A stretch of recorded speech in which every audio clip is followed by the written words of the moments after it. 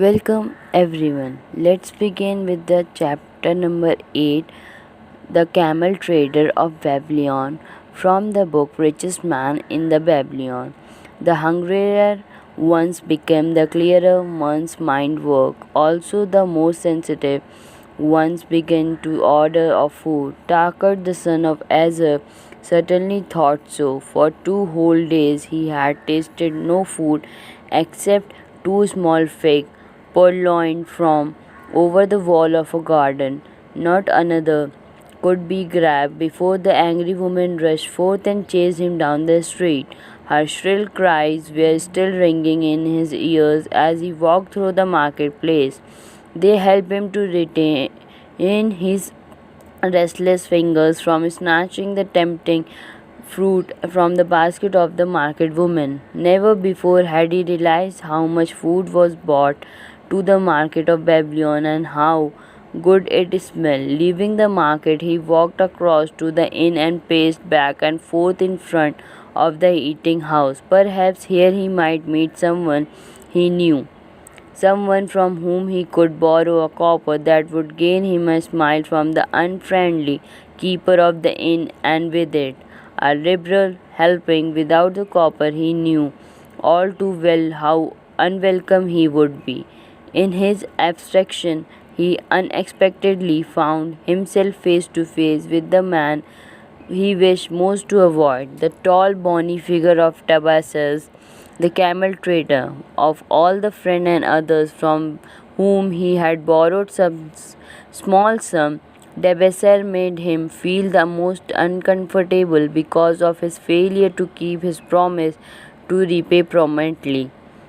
Debeser's face lightened up at the sight of him. "Ha, this cut just the one. I have been seeking that he might repay the 2 pieces of gold which I lent him a moon ago. Also the piece of silver which I lent him to him before that day. We are well met. I came make good use of the coin this very day. What say, boy? Say what say?" Takat stuttered and his face flushed. He had not in his empty stomach to nerve him to argue with the outspoken Debeser.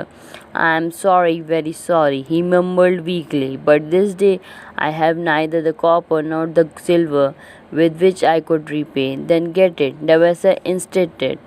"Surely thou canst get hold of a few copper and a piece of silver to repay the generosity of an old friend of the father who aided the when thou was in need.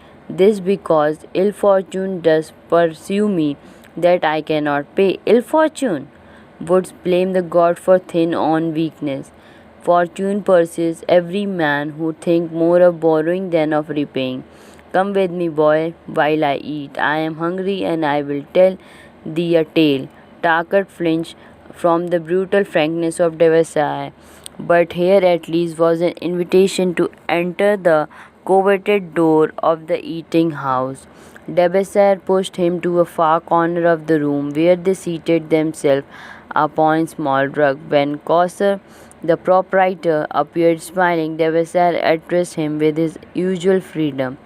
"Fat lizard of the desert, bring to me a leg of the goat, browned with much juice, and bread and all the vegetable, for I am hungry and want much food.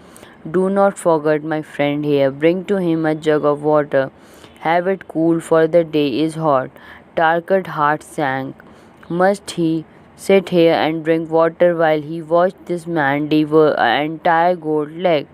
He said nothing. He thought of nothing he could say. Dabasai, however, knew no such thing as silence. Smiling and waving his hand good-naturedly to the other customer, all of whom knew him, he continued.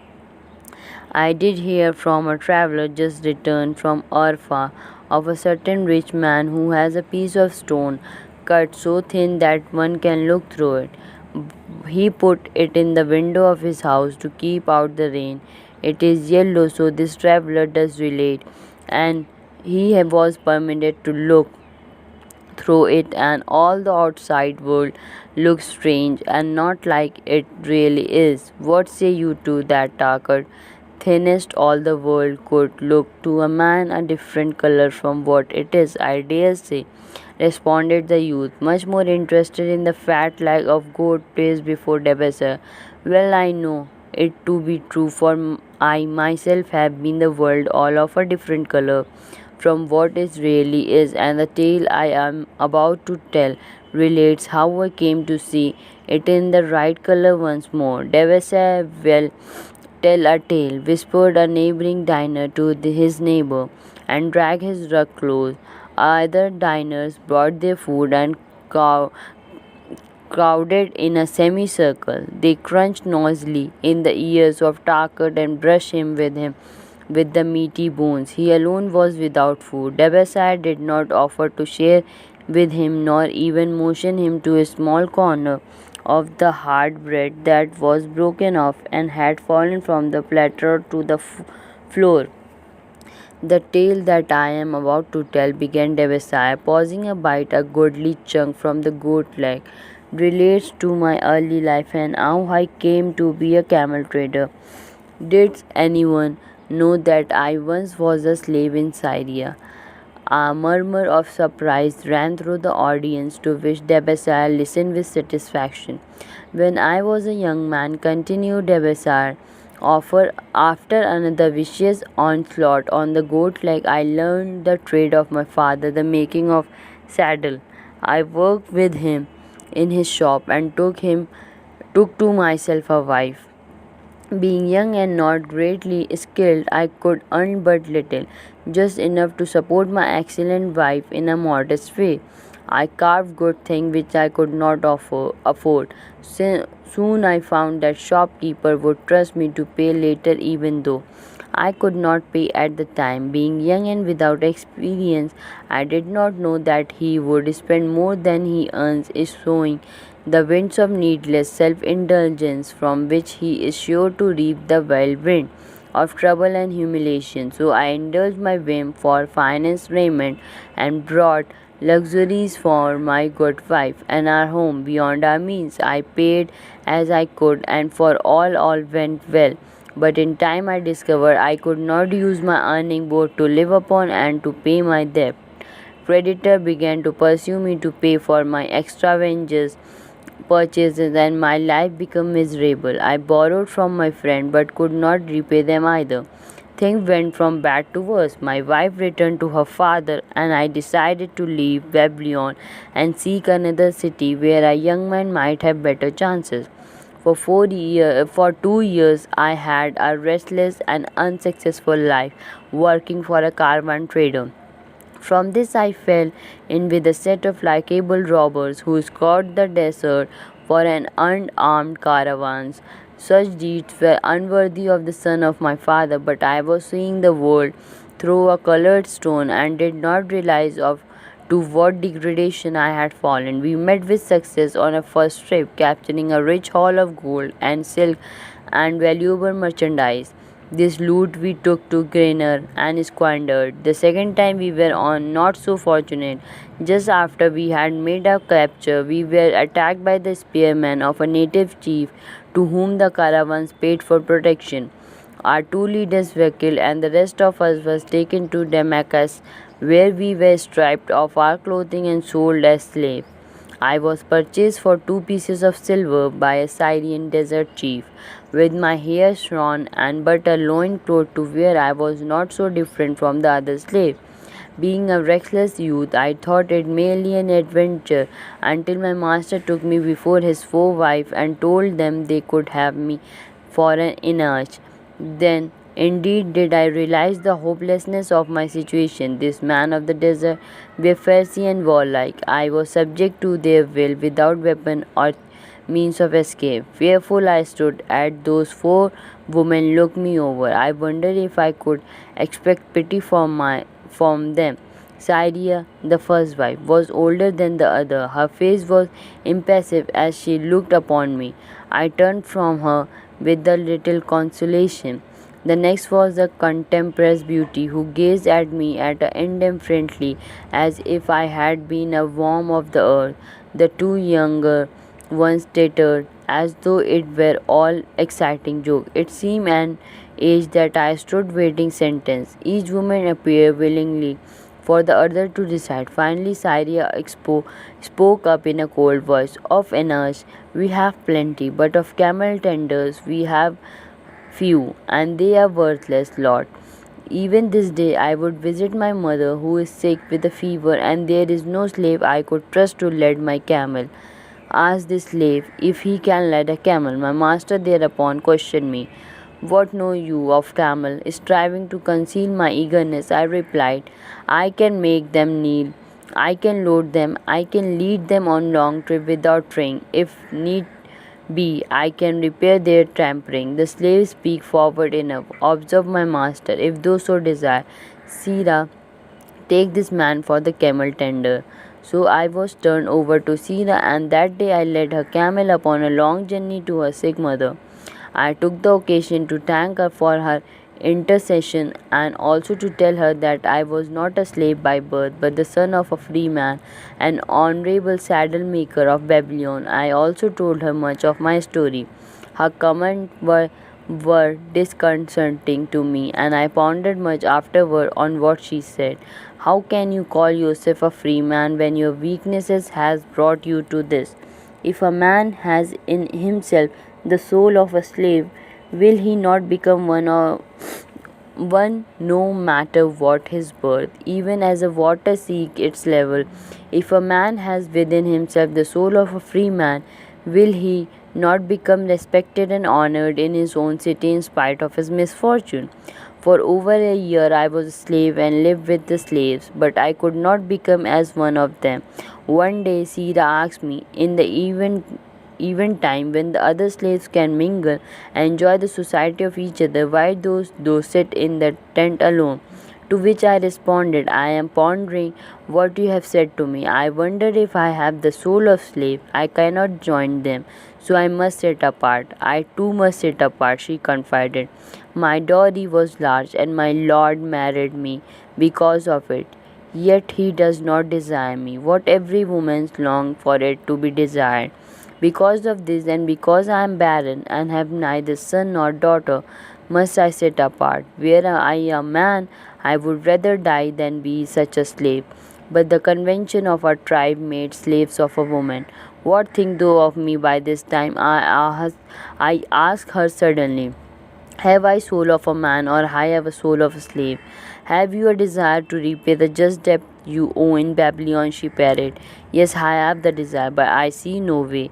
If thou contentedly let the years slip and by, and make no effort to repay them, thou hast but the contemptible soul of a slave. No man in otherwise who cannot respect himself, and no man can respect himself who does not repay honest debt. But what can I do? I am a slave in Syria. Stay a slave in Syria, though weaklingly. I am not a weakling, I denied hotly. They proved it. How does not the king fight his enemy in every way he can, with every force he has? The depth are the enemy. They ran thee out of Babylon. You have left them alone, and they grew too strong for them.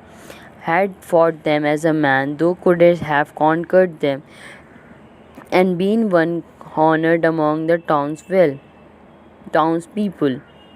But thou had not the soul to fight them, and behold, the pride had gone down until thou art a slave of Syria. Much I thought over her unkind accusation, and many defensive phrases I vowed her to prove myself not a slave at my heart, but I was not to have the chance to use them. 3 days later, the maid of Syra took me to her mistress. My mother is again very sick, she said. Saddle the two best camel in my husband's herd. Tie on water skin and saddle back up for a long journey. The maid will give the food at the kitchen tent. I packed the camel, wondering much at the quantity of the provision of the maid provided, for the mother dwelt less than a day journey away. The maid rode the rear camel, which followed, and I led the camel of my mistress. When we reached her mother's house, it was just dark. Syra dismissed the maid and said to me, Debeser, hast thou the soul of a free man, or the soul of a slave? the soul of a free man, I insisted. Now is the chance to prove it. The master had embedded deeply and his chief are in a scepter. Take them these camel and make them escape. Here is in the back is raiment of the master to disguise thee. I will shall thou stole the camel and ran away while I visited my sick mother. Thou hast the soul of a queen, I told her. Much do I wish that I might lead to the happiness. Happiness, she responded. Awaits not the runaway wife who seek it in far land among strange people. Go the own way and make God of the desert protected, therefore the way is far barren of food or water.